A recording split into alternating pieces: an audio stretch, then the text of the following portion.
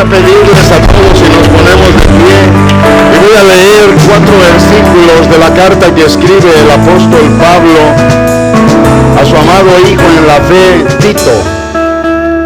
Tito, capítulo número 1, verso del 1 al 4, dice así: para la gloria y honra de Dios nuestro Señor. Tito está adelantito de las 2 epístolas que escribe el apóstol también a su amado hijo en la fe, Timoteo.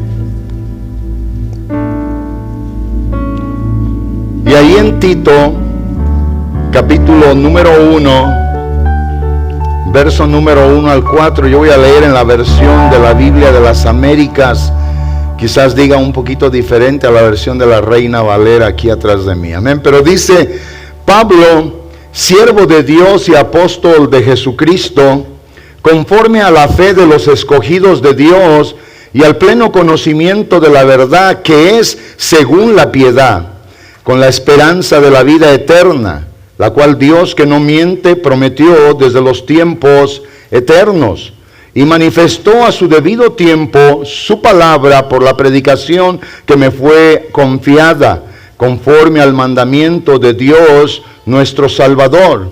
A Tito, verdadero hijo en la fe, en la común fe, gracia y paz de Dios el Padre y de Cristo nuestro Salvador. Amén. Siéntense, por favor. Que el Señor nos ayude, que Dios nos bendiga, que me dé a mí gracia para poder predicar, a usted le dé Dios capacidad para poder recibir este mensaje en el nombre del Señor Jesús. Amén. Hoy en este día, empezando con lo que es el nuevo plan de púlpito, Dios nuestro Señor impresionó este tipo de predicaciones en mi corazón. ¿Para qué?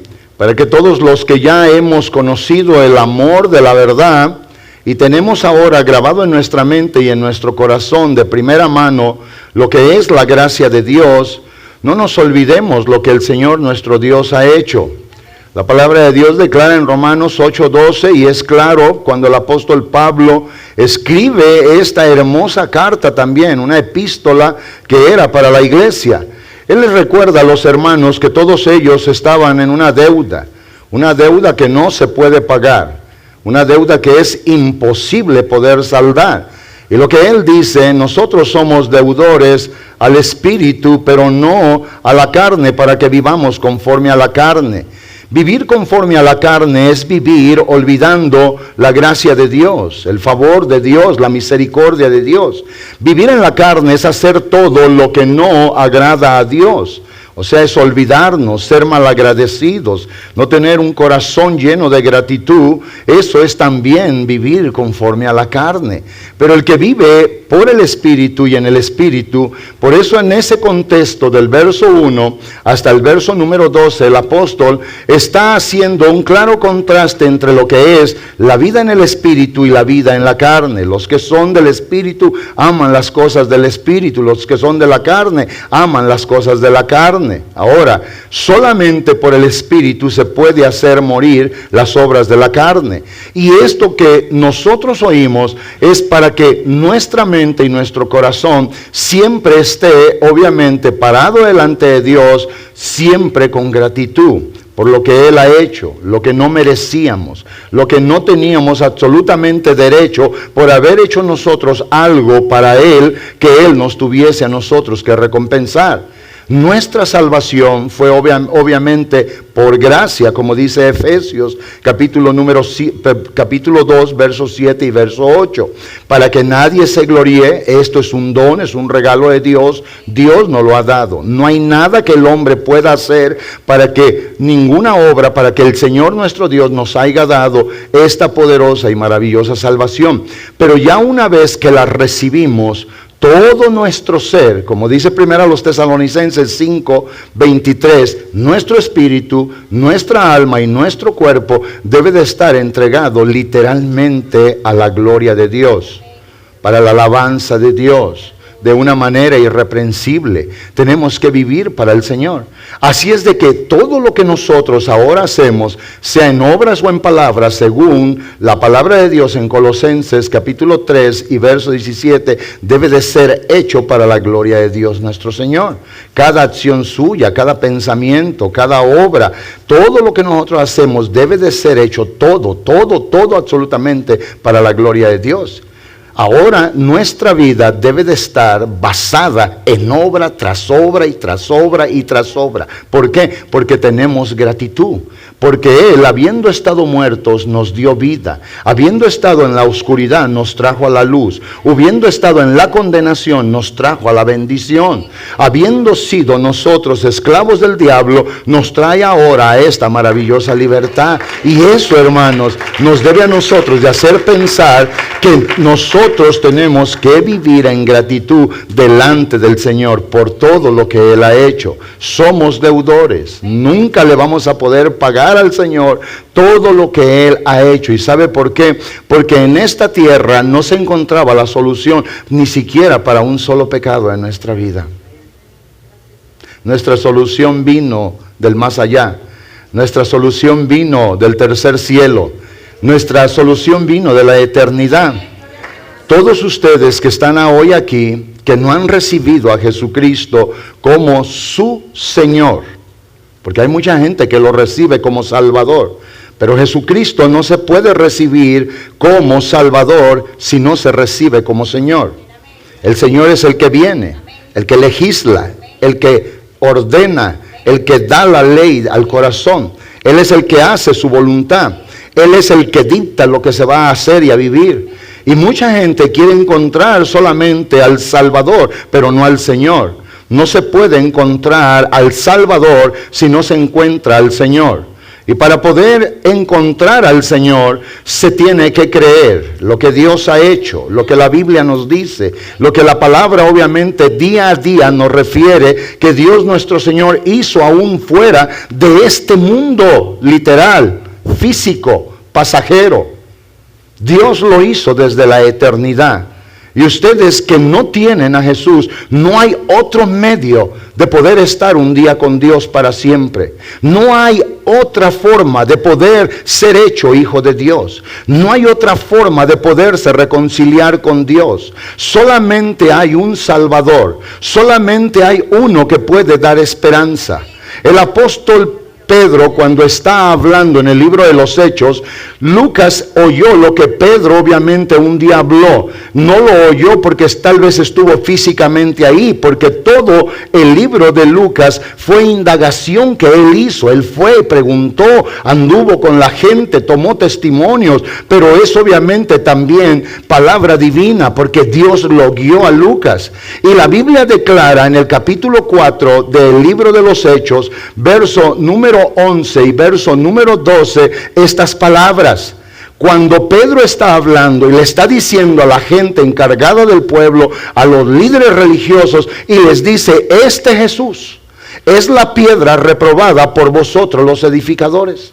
Ustedes no quisieron a la piedra angular, a la piedra donde toda construcción, donde toda obra tiene que tomar medidas, sea para la altura, la longitud, la anchura, todo debe de estar hecho en el orden, principiando con Jesús.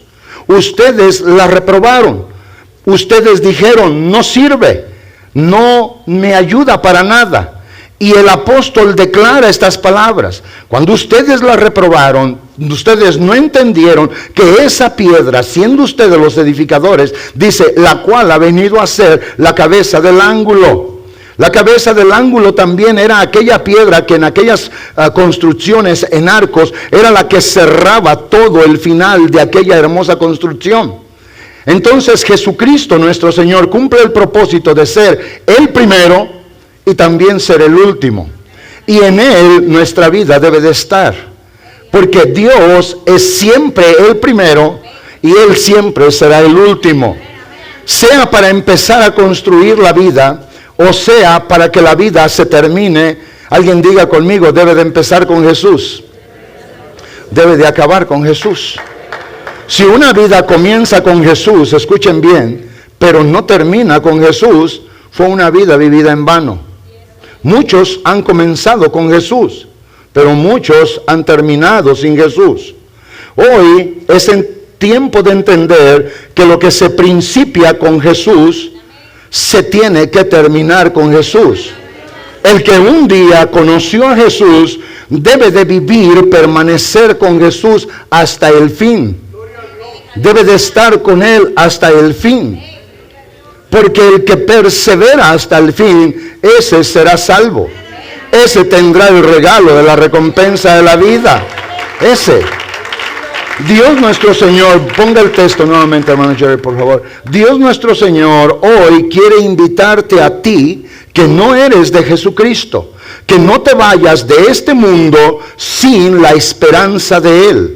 La esperanza es aquello que se espera, que no lo tenemos todavía porque no lo hemos recibido, pero lo anhelamos y lo esperamos porque sabemos que va a venir.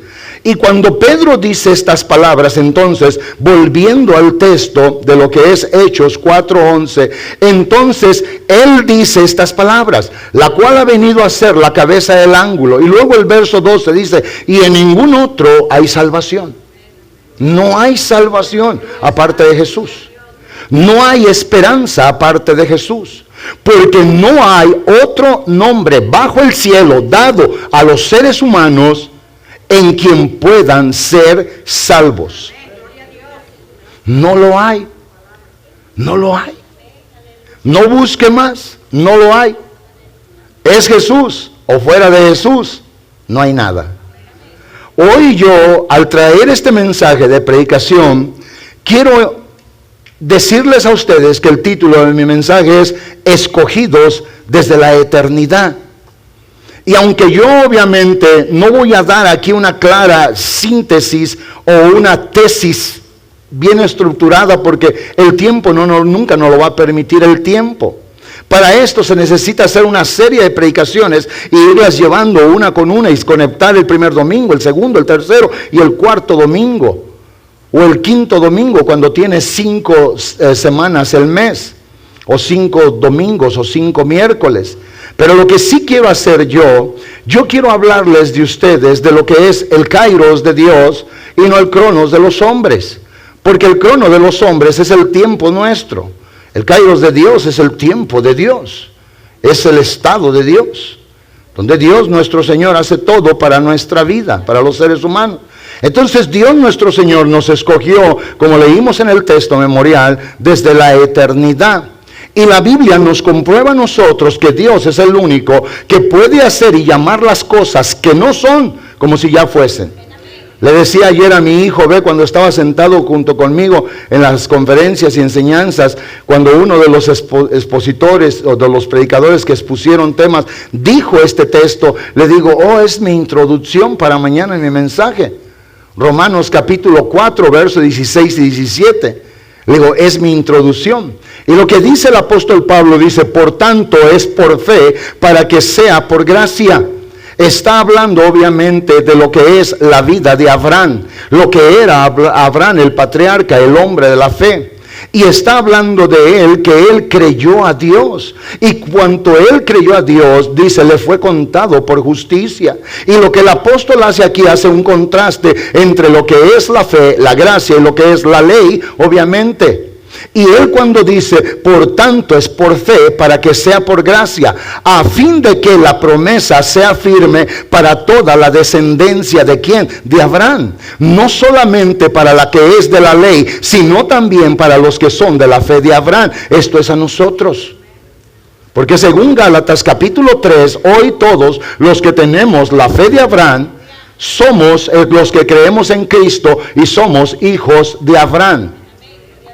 Y lo que dice aquí el apóstol Pablo dice, el cual es padre de todos nosotros, como está escrito, te he puesto por padre de muchas gentes o de muchas naciones delante de Dios, a quien creyó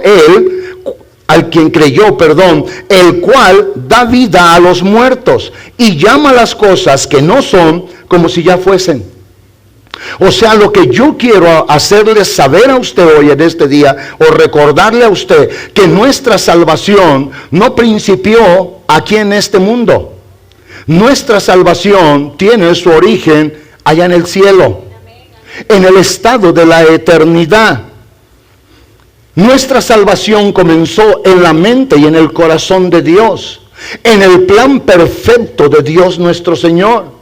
Es una salvación eterna, es una salvación gloriosa, es una salvación poderosa, es una salvación, hermanos, que fue planeada, trazada, formada, con vínculos obviamente totalmente santos, poderosos, nada de contaminación, nada de mal.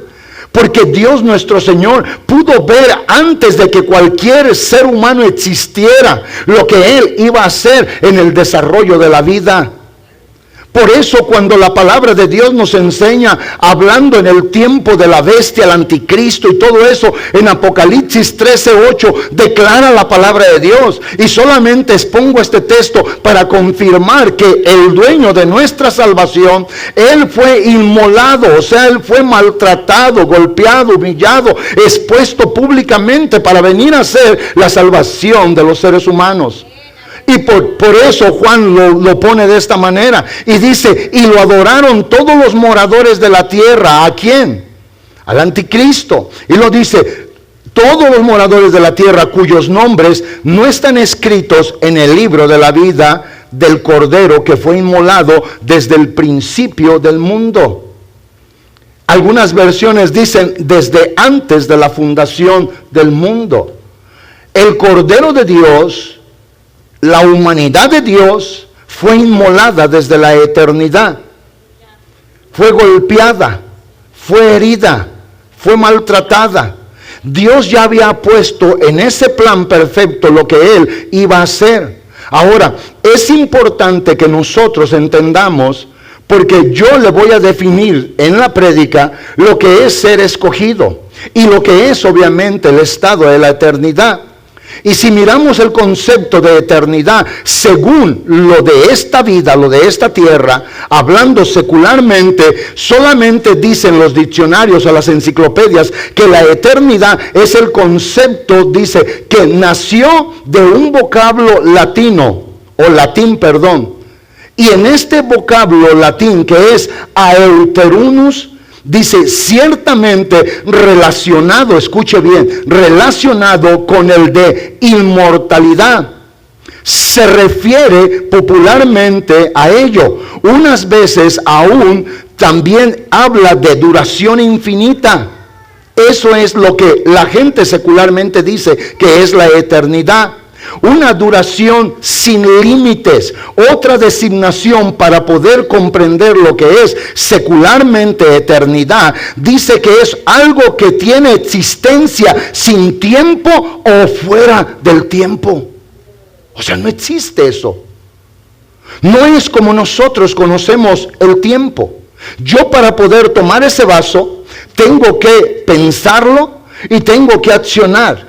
Y si me toma fracciones de segundos o segundos tomar el vaso y beberlo, de todas maneras yo hice un proceso de relatividad, relativo en el tiempo y el espacio, lo que me tomó llegar hasta allá. Y con Dios no es esto. Con Dios no existe esto.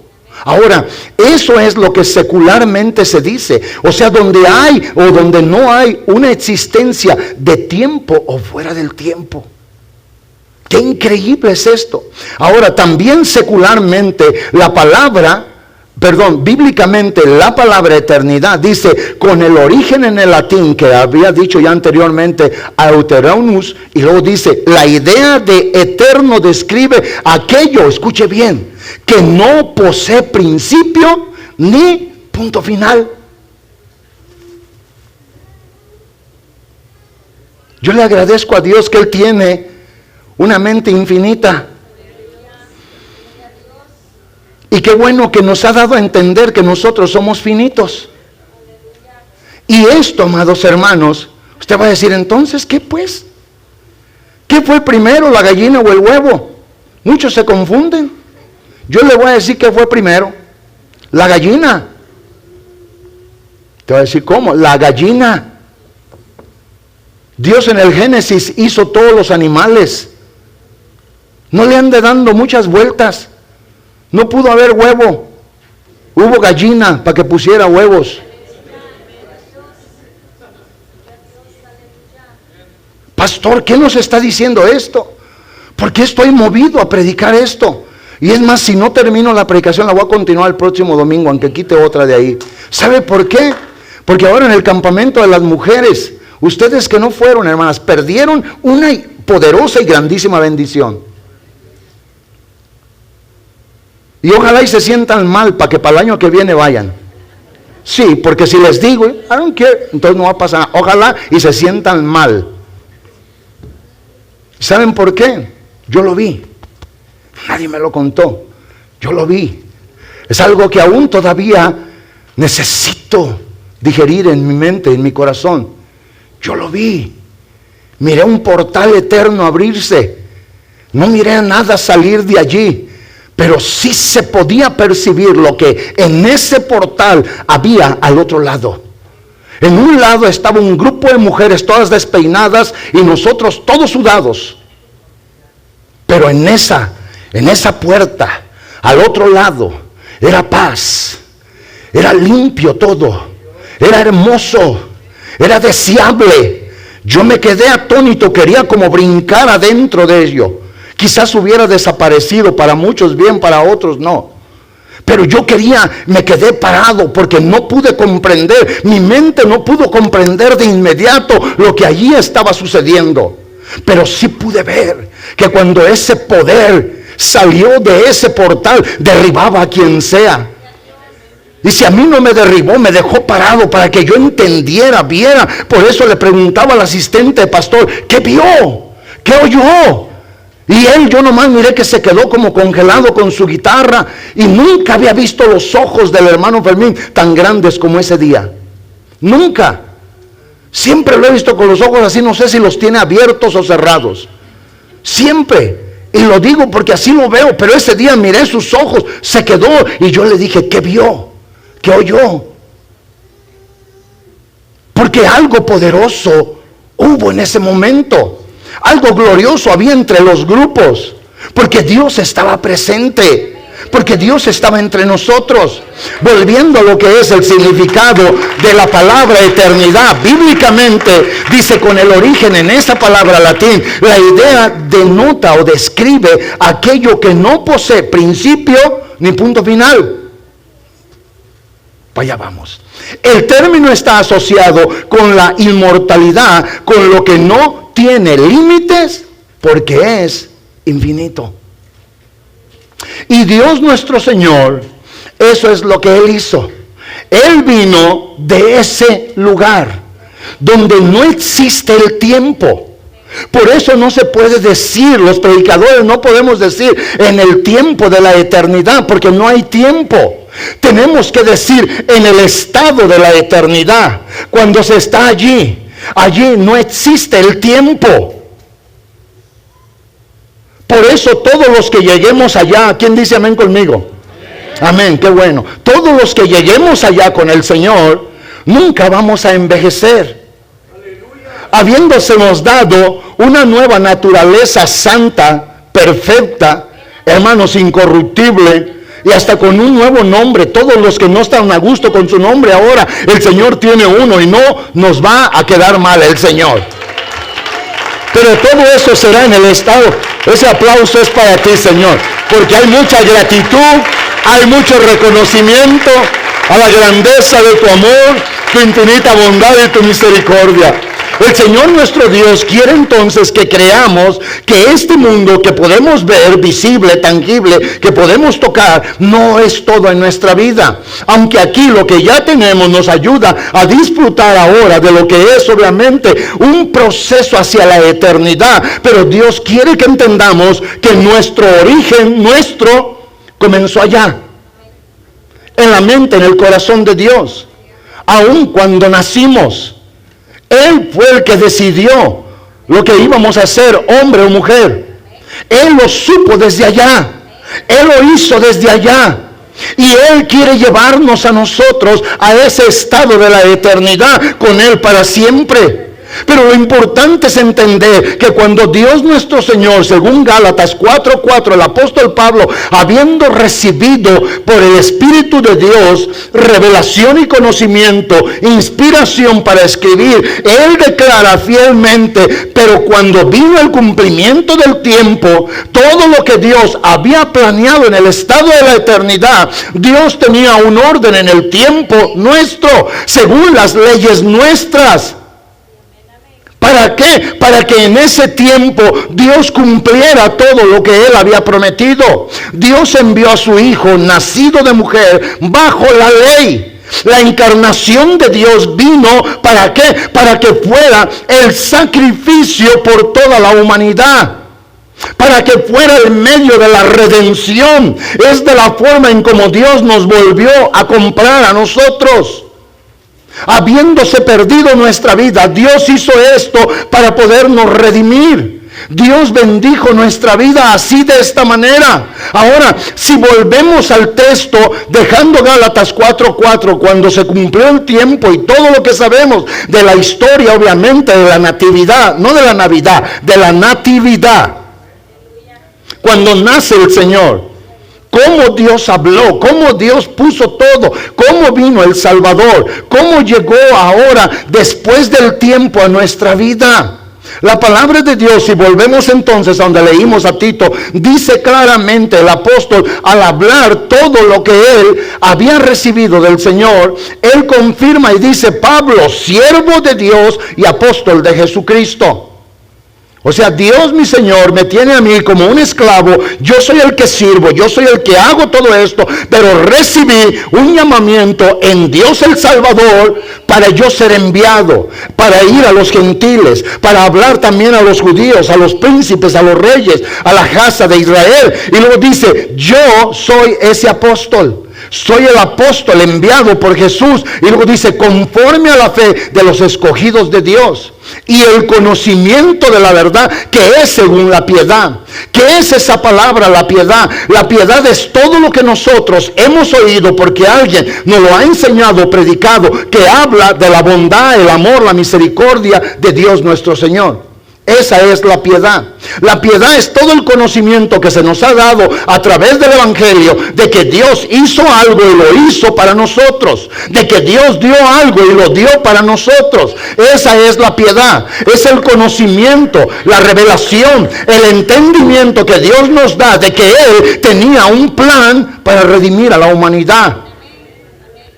Y Dios nuestro Señor habla, y eso es lo que dice el apóstol Pablo, que nosotros hemos sido escogidos de parte de Dios y que Dios nos quiere dar conocimiento de la verdad, que es según la piedad. O sea, cuando alguien comienza a conocer todo lo que es la piedad, va a conocer la verdad de Dios. Va a saber en toda la historia, va a conocer todo lo que Dios propuso hacer. Y no solamente propuso, lo hizo, lo llevó a cabo. Por eso el verso 2 dice: en la esperanza de la vida eterna, la cual Dios, que no miente, Él prometió desde antes del principio de los siglos. Él lo hizo en el estado de la eternidad, en ese lugar donde no hay maldad, donde no hay nada malo, allá con Él en su reino eterno. Él allá lo hizo. Pero un día, como dice Gálatas 4:4, habiéndose llegado el tiempo, Dios entonces permitió que esto fuera manifestado. Ahora, todo esto, amados hermanos, todo esto lo vemos en el verso número 3 y 4, y luego voy a entrar a decirle algo en la predicación. Dice: y a su debido tiempo manifestó, oiga bien, su palabra por medio de la predicación que me fue encomendada por mandato de Dios nuestro Salvador. O sea, Dios nuestro Señor lo ha manifestado, lo que Él ha hecho. Si Dios no nos hubiese dejado esto, nosotros no comprendiéramos por qué todo esto de estas cosas. ¿Por qué hemos recibido este amor si ni siquiera lo merecíamos? ¿Por qué se nos tuvo que perdonar? ¿Por qué se nos tuvo que redimir? ¿Por qué se nos tuvo que adoptar? ¿Por qué no lo conociéramos si la piedad no nos lo declarara a través de la predicación del Evangelio? Ahora, en el verso 4 habla a Tito y dice: verdadero hijo en la común fe, Qué importante esa palabra, verdadero hijo en la común fe. Uno que es verdadero, que ha creído en Dios, que confía en Dios y que espera en Dios. Uno que ha creído que Dios vino a salvar a la humanidad y que eso ahora lo tiene en su corazón. Porque eso es lo que debemos de creer. En la común fe que se predicaba entre el pueblo, entre las gentes de Dios, de un lado a otro lado. Y luego dice él, dice, gracia, misericordia y paz de Dios el Padre y de Jesucristo nuestro Salvador. Esas tres cosas, la gracia, la misericordia y la paz, son todo lo que nosotros hemos recibido de Dios. La gracia de Dios, la misericordia de Dios y la paz que ahora tenemos, que nos conforma, nos consuela, nos ayuda para seguir adelante. Pero nosotros no debemos de olvidar los que ahora sabemos, porque el Espíritu de Dios habla a nuestro espíritu según Romanos 8:16, por haber sido adoptados por el Espíritu del Señor, el Espíritu Santo de nuestro Dios. No estamos en temor, en el temor de la esclavitud. Ahora tenemos libertad para poder expresar Abba Padre, una relación con Dios de intimidad, una comunión con Dios cercana. Y el verso 16 confirma que el Espíritu de Dios le habla a nuestro espíritu, dándole testimonio de que somos hijos de Dios. Es Dios el que ha hecho todo esto. Por eso Pablo, al escribir esta carta en un lapso de entre su primera y su segunda encarcelamiento, obviamente, él antes de escribir la segunda de Timoteo desde la prisión en Roma, él le habla a Tito, él lo saluda, él dice todo. Ahora, la isla de Creta era una isla, amados hermanos, que no era una isla buena. A mí me llama la atención cuando hablan de Las Vegas y lo dicen, esa ciudad es la ciudad del pecado, es Sin City. Y cuando yo oigo eso, digo, pues no, nada más Las Vegas, donde quiera está el mal. Pero en esta ocasión yo puedo referirme a Creta. Creta era una isla, obviamente poblada meramente por gente de Roma. Y esa gente se daba mucho a todo lo que era la maldad. Por eso cuando habla el apóstol Pablo y dice claramente estas palabras, dice que estos cretenses eran bárbaros. ¿Usted entiende la palabra cretino cuando alguien dice, este es un cretino? ¿Qué entiende por eso? ¿Nadie ha oído esa palabra? ¿Sí? ¿Qué entienden por eso? Es mentirosa, sinvergüenza, no tiene obviamente moral, es un cretino. Pues esa palabra ya se originó en Creta. Entonces, para poder decir todo esto, el apóstol obviamente habla a los que estaban allí. Era para la gente de Creta, para darles a saber que Dios nuestro Señor era una gente en aquel tiempo, gente sumamente mentirosa. Y el apóstol no le está diciendo a Tito, oh, tú tienes que saber que Dios no miente. Eso lo tenemos que saber todos los hijos de Dios. Pero eso era para que él le dijera a la gente, eso era para que él le enseñara a la gente, Dios no miente, no es como nosotros, no es como ustedes, no es esto. Dios no miente, Él ha prometido y Dios todo lo que promete lo cumple. O sea que la salvación era lo más glorioso que se puede prometer y es lo más grandioso que se puede recibir. Y Dios nuestro Señor usa a Pablo en este sentido. Pablo había visitado Creta, obviamente, en algunas otras ocasiones con Tito, su discípulo, y dejó allí a él, ¿para qué? Para que ordenara todas las cosas, para que pusiera en su lugar todas las cosas, como dice el verso número 5. Te dejé aquí porque obviamente la iglesia que está allí es un desorden. Y tú tienes que enseñarle a la iglesia, tienes que hablarle a la iglesia, porque esta es la causa, para que corrijas lo deficiente y establezcas ancianos en cada ciudad como yo te lo he mandado. Pon gente que dé el orden, el ejemplo, para que haya orden.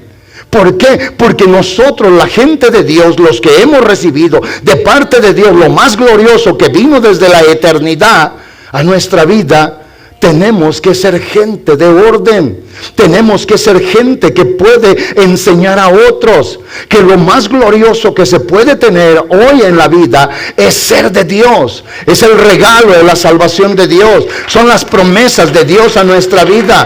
Eso es lo que el Señor quiere. Por eso cuando Pablo lleva allá a Tito, lo lleva a visitar, yo creo que le dijo, muy pronto te voy a mandar aquí. Hay hermanos, mira, hay gente, pero todo está desacomodado. Por eso tuvo que haber una necesidad tan grande que tenía que ser suplida con una solución tan grande. Por la influencia pagana que en esa pequeña isla estaba, tenía que haber alguien allí que por esa razón tenía que estar allí, con un conocimiento sólido, con una verdad bien metida en la mente y en el corazón.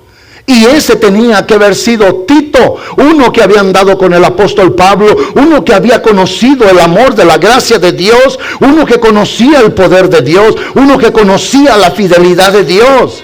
No cualquier persona. Tito fue lo que Dios escogió para dejarlo allí. ¿Para qué? Para que él le diera a conocer esto a todas las personas.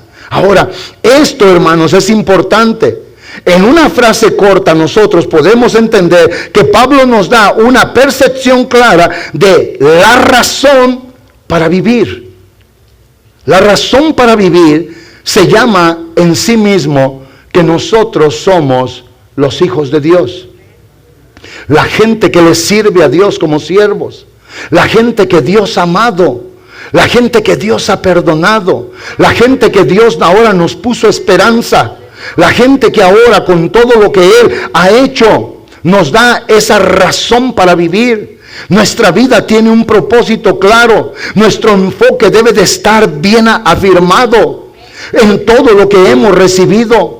Pero hoy tenemos que pensar cómo describiría usted el propósito suyo en su vida. Si no llega a comprender que nuestra salvación no es solamente por obra de la casualidad. Porque cuando una persona llega a tener ese deficiente mal en su mente y en su corazón de pensar tan poco lo que se ha hecho y dado a nuestra vida, puede menospreciar la gracia. No pasó por la casualidad. No fue solamente un accidente, fue algo que Dios planeó, fue algo que Dios hizo. El Dios santo, amado hermano y hermana, que se humilla al mirar a la tierra, según el Salmo 113 del verso 4 en adelante. Ese Dios no solamente hizo, hermanos, hablar con su palabra, sino que un día se dispuso en su eterna mente y corazón, que un día Él tomaría un cuerpo humano para entrar a lo que era la vida de este mundo. Eso lo miramos como cualquier cosa. Pero ¿qué le parecería a usted si ahorita usted se baña con los mejores jabones que puede haber? Se pone el mejor champú que pueda usted conocer. Se pone la mejor crema para que le dé frescura a su piel. Y se pone la mejor ropa que pueda haber en este mundo. Y luego que lo agarren a usted y lo metan a un charco con agua y que sea solamente un lodazal y lo ensucien así. ¿Qué pensaría usted de eso? En verdad, piense esto. ¿Qué pensaría usted si eso le llega a suceder? Y nosotros no llegamos a pensar que este ser santo en el estado de la eternidad, Él estuvo dispuesto a todo eso. Él, la pureza, la belleza, la santidad de Él, la hermosura, todo lo que podamos decir de Él en esta mente finita que Él nos ha dado. Él al venir a este mundo solamente hizo eso. Tomó la suciedad de todos nosotros, la puso sobre Él mismo, la llevó sobre Él mismo para podernos dar esperanza. Y cuando esto, amados hermanos, se llega a entender, las personas no vamos a dejar de ser agradecidos. No vamos a dejar de pensar en Él. Eso era lo que el apóstol Pablo le estaba diciendo a Tito. Dile a esta gente bárbara, dile a estos cretinos, cretenses, malrespetuosos, esta gente inmoral, diles que lo que les pasó es algo sumamente grande. Diles que Dios formuló el plan desde acá y cada tiempo, en el tiempo nuestro, no en el de Él, porque en la eternidad no hay principio del tiempo ni fin del tiempo, pero Él, aún para poder hacer esto, en todas las leyes que Él mismo estableció. ¿Por qué? Porque en este lado estaba aquella parte del la creación, hecha a su imagen y conforme a la semejanza, lo que Él más ama. Y Él, ustedes creen que no sabía allá lo que iba a venir a hacer acá. Digan todos conmigo, sí sabía que un día iba a dejar aquel trono de gracia y de gloria en el estado eterno por su Espíritu, y que al encarnarse iba a venir a este mundo de putrefacción, a este mundo de maldad. Y eso era lo que Tito tenía que transmitir a aquella gente. Diles esto, diles que todo comenzó allá. Él no tenía necesidad de esto. Allá en el cielo, hermanos, uno solo puede hacer más ruido que todos nosotros. ¿Cómo dijo, pastor? Eso dije. Yo le creo a Dios y a su palabra. Y si Él dice que un solo ángel puede predicar el evangelio eterno aquí en el mundo, yo creo que un solo ángel allá en el cielo puede hacer más ruido que nosotros adorando a Dios. ¿Sí o no? No nomás se quede viéndome, diga, sí, amén, es verdad. Pablo tenía a una sola persona allí, como encargado de decirle, para decirle a la gente de Creta. Si usted va y estudia la historia de la isla de Creta, pequeña isla, hermanos, cerca de Atenas, y cuando usted llega a ver y dice, wow, este era un mundo lleno de maldad, pero ese mensaje que el apóstol recibió de Dios, dado a Tito lo tenía que hacer retransmitir. El Espíritu Santo podía meterlo a través de una infusión, una inyección en la mente y en el corazón para hacer entender a la gente. Hoy, si esto no nos entra en nuestra mente, por eso vamos a seguir siendo muchos de nosotros, hermanos, irresponsables, irrespetuosos con Dios, inmorales, gente falta, porque se nos olvida lo que era el antes de nuestra vida. Y no podemos reconocer lo que es ahora. Y no podemos mucho menos entender lo que será el después. Qué triste eso. Qué triste que alguien no pueda saber. Es como, lo digo con respeto, yo de niño usé sandalias. Muchos de ustedes usaron guaraches, que son mejor que las sandalias. Guaraches de correa, con una suela de llanta, tal vez Firestone, Michelin. No había Michelin en ese tiempo. Bristol. ¿Cuál? Y saben una cosa, hoy traemos zapatos. Y si no podemos reconocer cómo caminábamos con las sandalias. Ayer que venía manejando me acordaba yo de todo esto en mi vida y dije, Señor, si nadie me entiende en la prédica, yo ya te entendí. Y le digo a mi esposa, le digo, vengo manejando un poquito mal, honey. Me dice, ¿por qué? Porque vengo manejando con chanclas y se me salía el guarache, hermanos. Y luego me lo ponía en el suelo y metía bien el dedo y otra vez. Y como yo creo que está muy grandote la sandalia así, se me salía y se me iba por un lado, en veces aceleraba y frenaba medio mal. Y luego venir con zapato y ponerme una sandalia, no es lo mismo para tener el cálculo al frenar, no es lo mismo. Y sabe una cosa, yo venía pensando, el Señor me venía ayudando. ¿Te acuerdas cuando usaba sandalias? Sí. ¿De hule? Sí. ¿Botitas de hule? Sí. ¿Te acuerdas? Sí. Que nunca se te olvide. No, Señor. Pero luego al momento el Espíritu Santo, ¿te acuerdas cuando eras mundano? ¿Te acuerdas cuando eras pecador? ¿Te acuerdas cuando eras alguien que no pensaba ni creía en mí? Sí. Pues yo te he rescatado. Yo te he salvado. Yo cumplí para ti. Escuche bien esto. Yo cumplí para ti. Para ti. Una promesa que hice allá.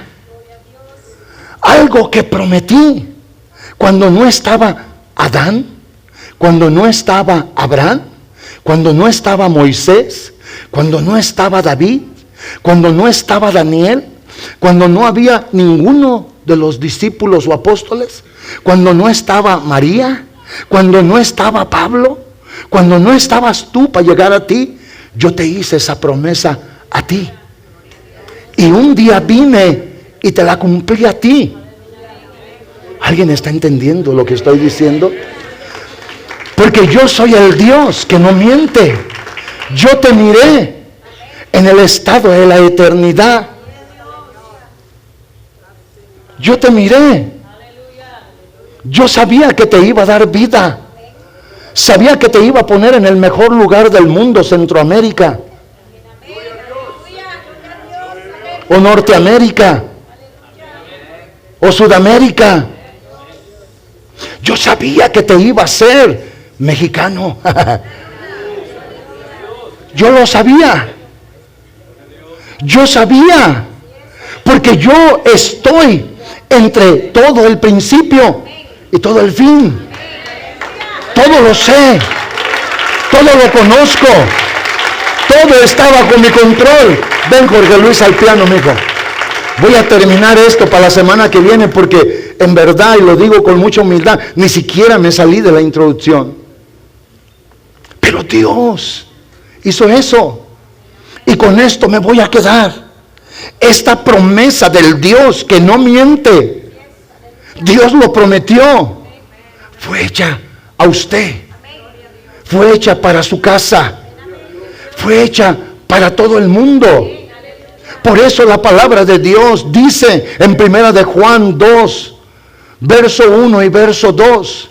Cuando Juan escribe esta hermosa epístola, le confirma a los hermanos: hijitos míos, estas cosas os escribo para que no pequéis. Y si algún día ustedes pecan, si alguno hubiere pecado, abogado tenemos para con el Padre, a Jesucristo el justo. Y luego dice el verso 2: y Él es la propiciación por nuestros pecados. Y no solamente por los nuestros, sino también por los de todo el mundo. O sea, Dios nuestro Señor nos ha escogido. Dios nuestro Señor nos ha amado. Dios nuestro Señor nos ha bendecido. Dios nuestro Señor nos ha ayudado. Dios, el Dios que no miente. Vamos a leer nuevamente. Póngase de pie, por favor. Yo no sé cómo se me fueron 48 minutos y no supe ni cómo. Pero esto, hermanos, esto que viene es muy importante y lo voy a tener que decir. Pero volviendo a Tito nuevamente, y le voy a pedir al hermano Jerry que me ponga la versión de la Biblia actual. Yo lo leí en la versión de la Biblia de las Américas, pero quiero que note algo en la versión de la Biblia de la lengua actual. Cuando yo leía claramente, dice Pablo, siervo de Dios y apóstol de Jesucristo, conforme a la fe de los escogidos de Dios.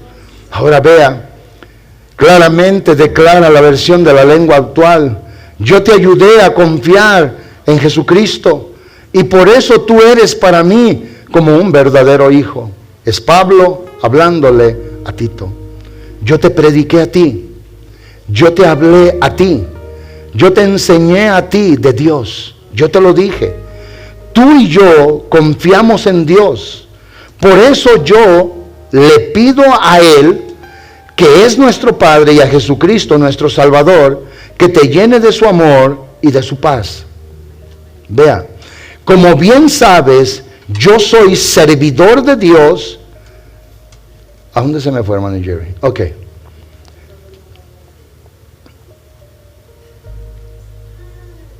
Me dio la Nueva Traducción Viviente.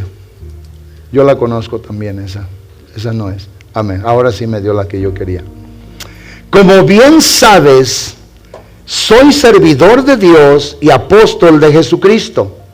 Lo dice: fui enviado por Él para que los elegidos de Dios confíen en Él y para que lleguen a conocer la verdad que enseña nuestra religión. Ahora, esta es la verdad. ¿Cuál es la verdad?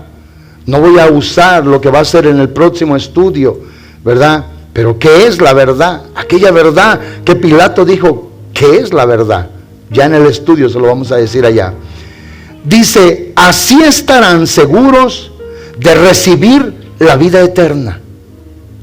Si se recibe esa verdad, si se cree en esa verdad y si se vive por esa verdad, que Dios nuestro Salvador prometió desde hace mucho tiempo Y sabemos que Dios no miente.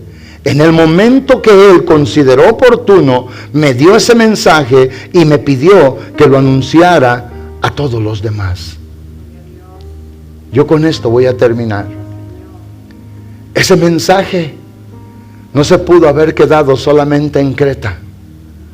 Porque hoy Carson tiene gente inmoral, tiene gente cretinos, tiene gente que no entiende el propósito eterno y divino de Dios ordenado desde la eternidad para nosotros en este tiempo.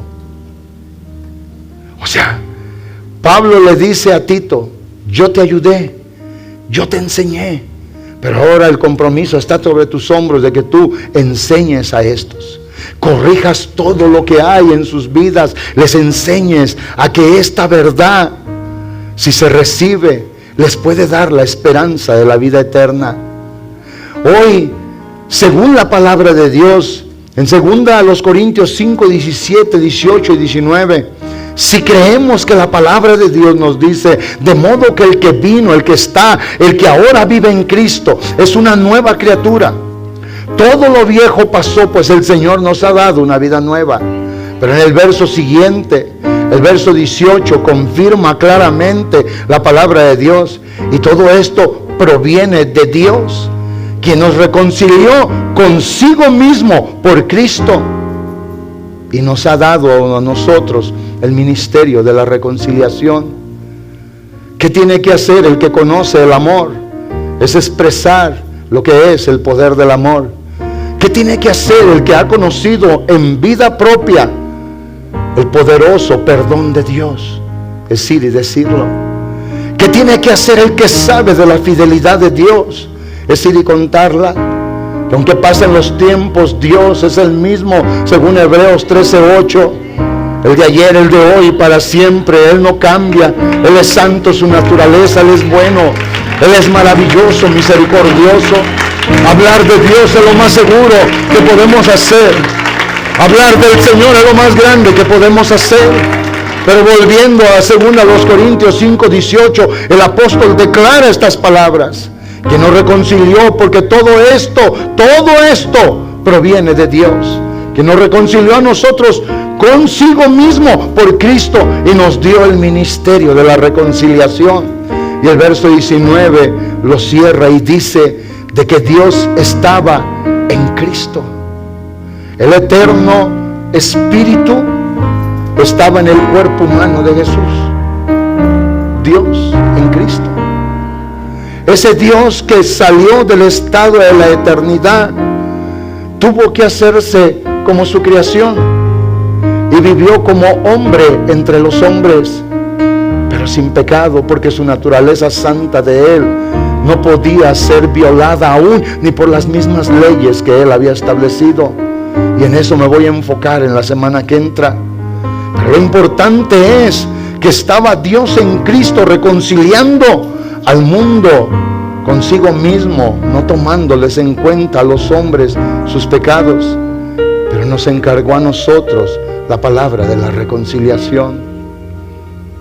No es nada malo decir que creemos en un Dios que es único y verdadero, que no miente, que nunca ha mentido y que nunca mentirá, que Él es fiel a lo que Él un día propuso allá en aquel estado de la eternidad, y que habiendo establecido el orden en el tiempo, vino y lo cumplió todo así como Él lo había planeado desde allá.